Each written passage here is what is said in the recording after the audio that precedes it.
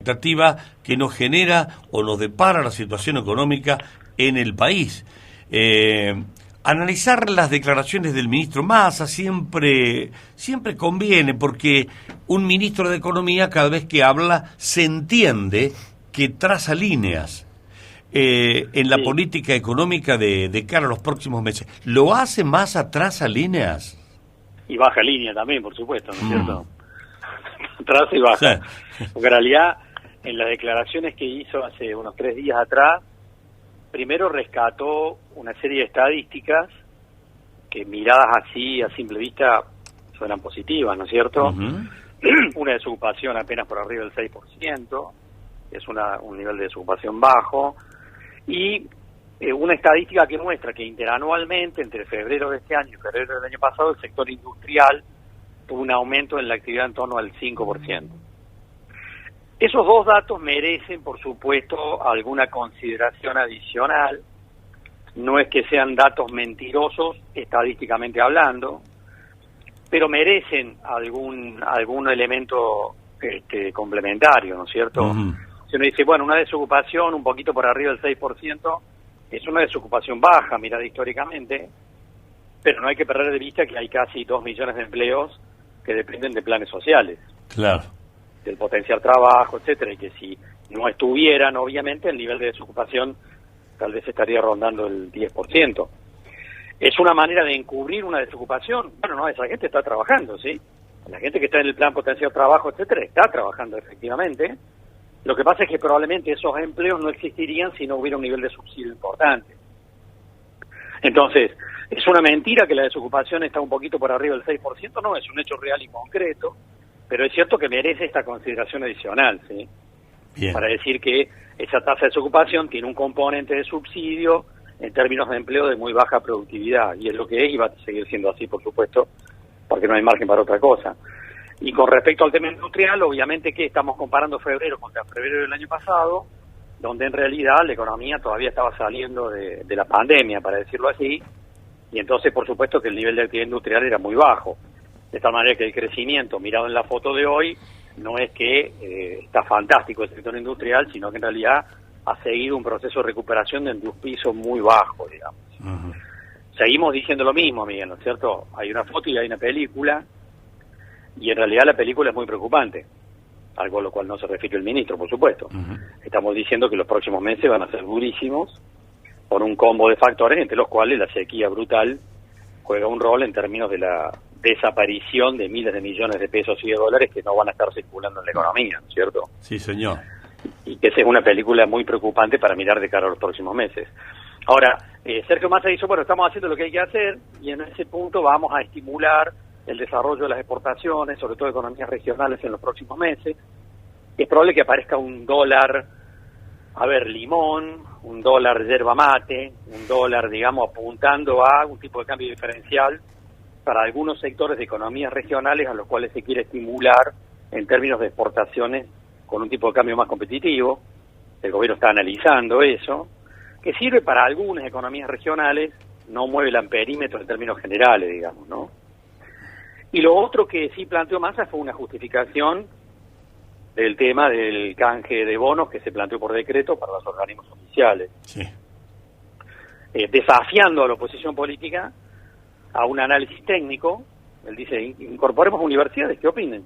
A ver si esto que hicimos está mal o está bien, o si esto es una pérdida, como se dice. Sí, auditen, dijo. Exactamente. Entonces, mirado desde el punto de vista contable, en términos técnicos, él está afirmando eso porque sabe que cualquier universidad le daría la razón, en términos técnicos, digamos. En cuanto a la evaluación de los bonos, no cabe duda de que la evaluación de los bonos en términos técnicos, mirados en pesos, van a dar más rentabilidad. Él habla de 2.000 millones mejor para mejorar la cuenta del Fondo de Sustentabilidad del ANSES. Lo que pasa es que ahí, en ese análisis técnico, no hay una consideración de los niveles de riesgo, sino simplemente un valor técnico de los bonos. De todas maneras, yo particularmente creo que la decisión no es una decisión cuestionable en el fondo, digamos, más allá de la cuestión técnica, ni mueve el amperímetro del sector previsional.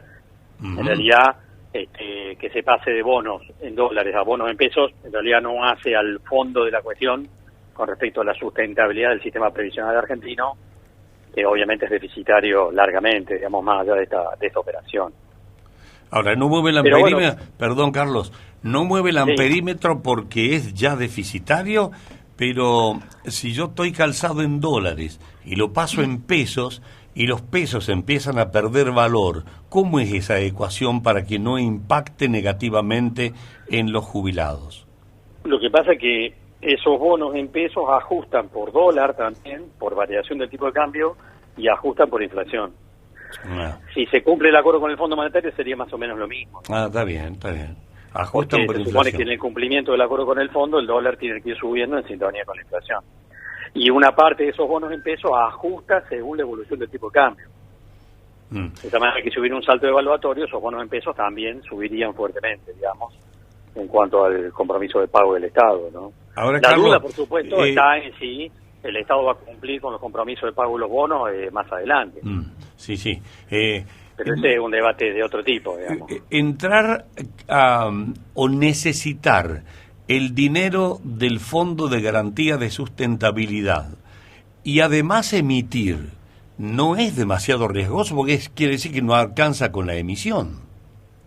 Bueno, lo que pasa es que, recordemos esto, en el acuerdo con el Fondo Monetario, el Fondo Monetario le dijo al gobierno argentino, bueno, mira, seguís teniendo déficit fiscal hasta el 2025, andalo bajando el déficit fiscal, pero podés seguir teniendo déficit fiscal, pero no me lo financies más con emisión.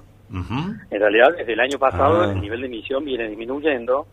Y alguien dirá, ¿y cómo financian el déficit? Bueno, porque salen al mercado a buscar la plata. Y se la prestan los bancos, las compañías de seguro, los fondos comunes de inversión. Entonces, en realidad, el gobierno argentino sigue teniendo déficit fiscal, lo está disminuyendo, pero sigue teniéndolo, pero ya no hay un nivel de emisión como el que había 2 años atrás. Es bastante menor, solo que el gobierno argentino sale a financiarse en el mercado pidiéndole plata a los bancos, los fondos comunes de inversión y a las compañías de seguro, digamos, ¿no? Sí. No hay un aumento del nivel de emisión, Miguel, en este momento. No. O sea que al usar los fondos de garantías de sustentabilidad, digamos, es plata que se usa y después veremos cómo lo acomodamos, pero no estoy generando, no estoy emitiendo más pesos, no estoy haciendo una emisión que por ahí se pone descontrolada. Bueno, obviamente que esos bonos hay que pagarlos en pesos y en algún punto es un proceso de renovación permanente. Pero en realidad la decisión del gobierno argentino de sacar ese decreto para obligar al ANSES, al Fondo de Sustentabilidad y a otros organismos públicos a desprenderse de los bonos en dólares para pasar a bonos en pesos, ¿cuál es el objetivo? No era financiar el Estado, porque eso lo hace por otra ventanilla el gobierno argentino, con los bancos, etcétera. Lo hizo para generar más oferta de esos bonos en el mercado secundario y hacer bajar la cotización del dólar contado con liquidación, porque el dólar contado con liquidación, el dólar MEP, que le llamamos dólares bursátiles, en realidad responden a una operatoria a través de la compra y venta de bonos. Entonces lo que el gobierno argentino quiere hacer es darle más fluidez a la oferta de esos bonos en el mercado, que le pidió al ANSES, para que la cotización del dólar contado con liquidación se descomprimiera, cosa que efectivamente ocurrió en los últimos días. Ahora, ¿y eso le cambia la cara al gobierno argentino? ¿Qué le cambia la situación a un comerciante de Villa María? Nada, absolutamente nada, digamos. Son cosas, digamos, marginales en términos de la problemática general. Alguien dirá, ¿va a bajar la inflación por esto? No, tampoco va a bajar la inflación, ni se va a evitar la recesión. Es simplemente una maniobra dentro del mercado de cambios del gobierno que quería descomprimir el alza que se estaba viendo en la brecha entre los dólares bursátiles y el dólar oficial. En realidad una maniobra, te diría, menor, Miguel. No es un tema. Lo que pasa es que estamos en un escenario preelectoral donde cualquier cosa se magnifica, claro, como lo hemos visto en los últimos días. Ni siquiera es una maniobra. Vos la definís como maniobra.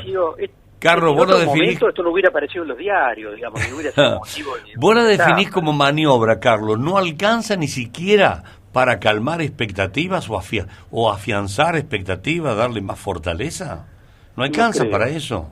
No, tampoco va a alcanzar para eso, porque en los próximos meses, con todo el tema electoral encima, el ruido que va a haber en términos políticos, de la información basura que va a circular de todos lados, va a hacer que la gente obviamente esté con los pelos de punta todo el tiempo. ¿Y cuánto te preocupa en tu análisis la velocidad con que va aumentando la inflación?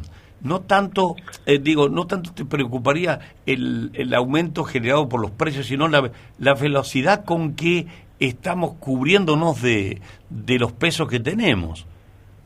Sí, yo tengo, por supuesto, la expectativa, que no es muy simpática, de que la inflación de marzo va a estar entre el 6 y el 7%, pero a partir de marzo vamos a ver una inflación disminuyendo, una tasa de inflación disminuyendo. Obviamente no estamos diciendo que van a bajar los precios, ¿no es cierto?, sino simplemente que van a subir a un ritmo menor, porque yo tengo la visión de que el escenario recesivo va a ser muy duro, y la recesión va a marcar la cancha finalmente. O sea que yo creo que es posible que la inflación se vaya descomprimiendo en los próximos meses. Vuelvo a decir lo mismo, los precios van a seguir subiendo, solo que a un ritmo un poco menor. En vez de subir al 6-7%, tal vez suban al 4%. Pero creo que eso va a ocurrir no por un elemento positivo, no porque el gobierno va a tomar muy buenas decisiones ni nada por el estilo, sino simplemente porque la recesión, que es un dato negativo para la economía, va a marcar la cancha y va a empezar a poner un freno al ritmo del aumento de los precios, digamos. O sea que creo que va a haber una señal de descompresión de la inflación, pero como consecuencia de un dato muy negativo, que es un escenario recesivo muy duro. Sí, no van a aumentar los precios porque no va a haber quien compre en cantidad, no va a poder comprar tanto. Es decir, bueno, no solo esto, van a seguir aumentando los precios, pero no al ritmo que aumentaron en el primer trimestre, un poco menos que eso, digamos. Bien. Bueno. En realidad vamos a un escenario que los técnicos, y está pasando en otro resto del mundo también, pero nosotros siempre es más fuerte, de lo que llamamos extrainflación. Es decir, inflación con recesión. Con recesión. Gracias, Carlos. Muy atento, muy buena semana. Chao, Miguel, buenos días.